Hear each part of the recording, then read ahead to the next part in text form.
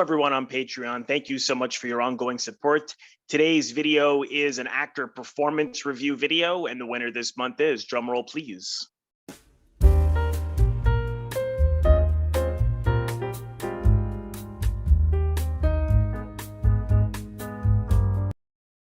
Susannah York in The Killing of Sister George. This is from 1968. It was directed by Robert Aldrich. From the play by Frank Marcus. The screenplay was by Lucas Keller, and of course starred Susannah York as well as Beryl Reid and Carol Browne. The story, according to IMDb, is the life of a soap opera actress begins to unravel as she fears her character will be written out of the series. This is a pretty interesting film. People have had mixed views online about it.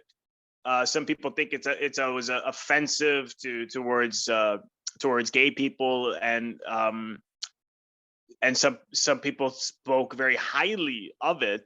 I know I would actually like to review the film sometime, but just focusing on Susannah York's performance in the film, I thought she was really good in it. She's actually a really interesting actor, and I must admit I've only become more familiar with her in the last 5 years or so, I suppose. If you watch her I'd seen her in things earlier, but I just often I didn't really always know who she was. I mean, she was really good at actually transforming herself.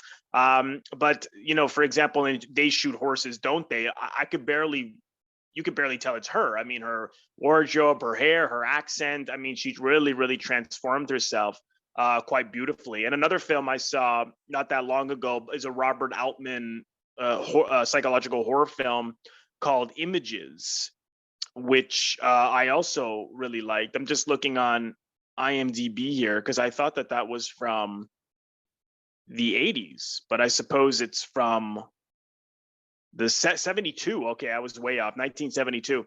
So not long after this. Really good.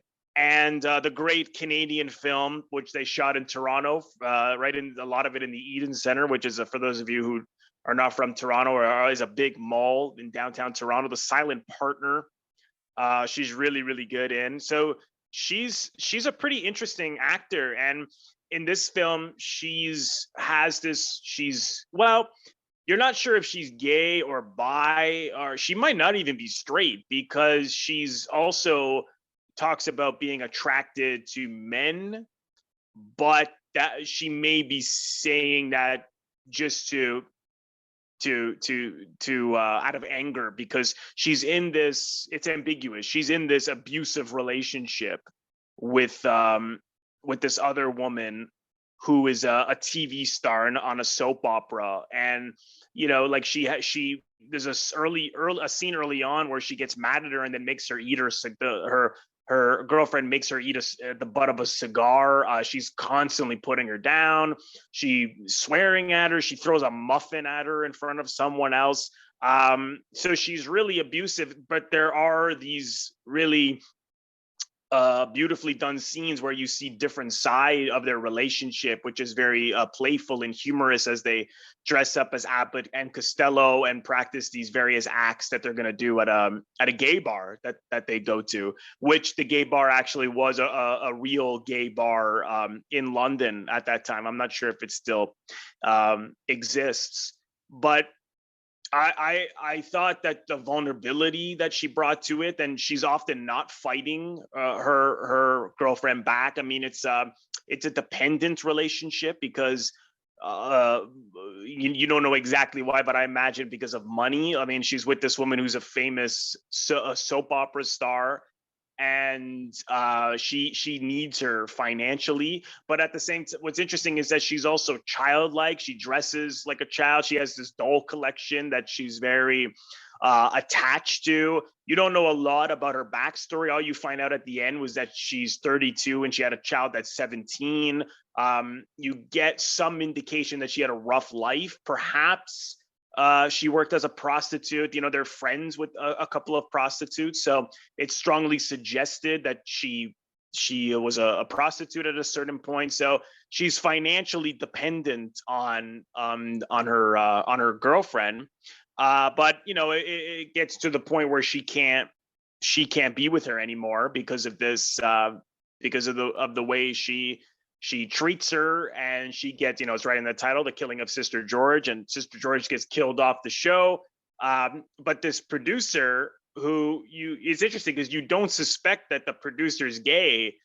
This woman, who you see early on in the story, now is comes in and tries to help Susannah York's character, and it's just right away that she must be attracted to her, because she's like, well, why don't we get together, because you're a talented poet, and she had read some of her poetry, and so you're like, oh, okay, so she's up to something. But just the expressions that Susannah York had, particularly because she's tempted by the help from this producer, but then she's also connected to her girlfriend who's now been fired, and she's defending her, and she wants her to she doesn't want her to lose her job, because she knows how much that part means to her girlfriend. And so there's this, it's not a cut and dry relationship. It's not like, oh, she's in this abusive relationship and she has to stay because of money, even though that's true. But there is love between them, which you really see.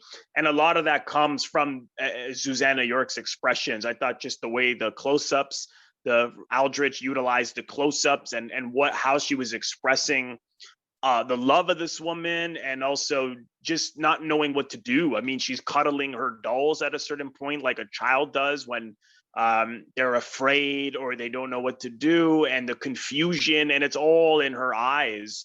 I thought it was really, really lovely done, how she felt helpless, and she basically needed to be told what to do. And then, in a sense, as she now begins this later in the film with the producer, in a love scene. I mean, this got an X rating at the time, because there was a lesbian scene. There's a love scene right at the end with this producer and Susannah York.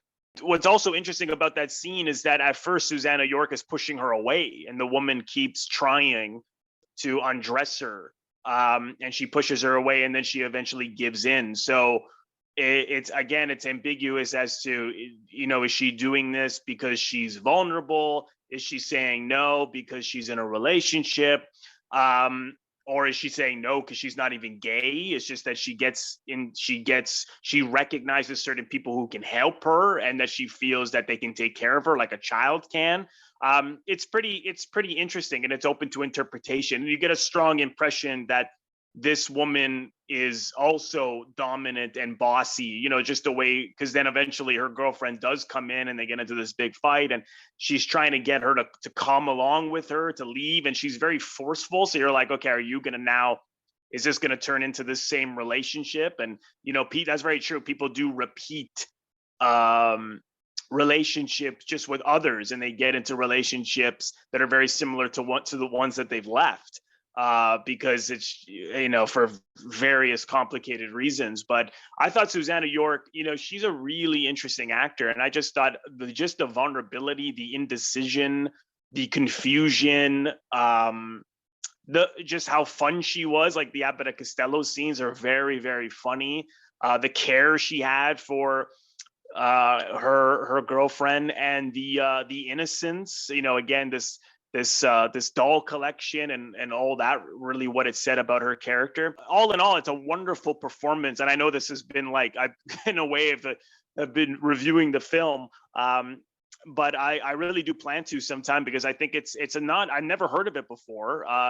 Thank you to George W. Starts, who suggested reviewing the film, and those of you who subscribe to this tier, please let me know what films you want to see, and I'll put it on the poll. I really enjoyed it. I thought it was really, really interesting, and I think Susannah York gives an incredible performance, and she's certainly someone I want to see more and more of her work. So thank you again so much for voting this month. I hope that you've enjoyed this video, and I will see you in the next one. Thank you again.